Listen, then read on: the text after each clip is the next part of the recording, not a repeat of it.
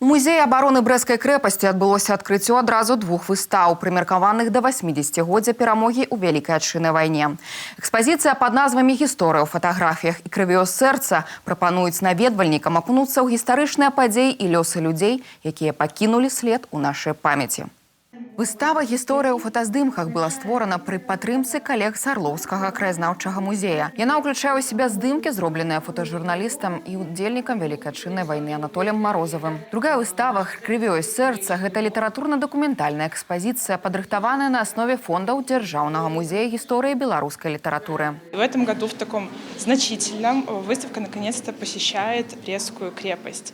Музей истории белорусской литературы, конечно, всегда связан каким-то образом с тематикой войны, но каким именно образом – это показ поэтов, писателей с точки зрения военной тематики. Какие произведения они создавали, какие поэты либо писатели участвовали как раз-таки в Великой Отечественной войне. Экспозиция асабліва важная для подрастаючага пакалення, бо дапамагаюць фарміраваць патрыятычныя пачуцці і павагу да гістарычнай спадчыны. Выставка очень интересная. Мне очень понравились здесь живые эмоции, кадры с войны, с Нюрнбергского процесса.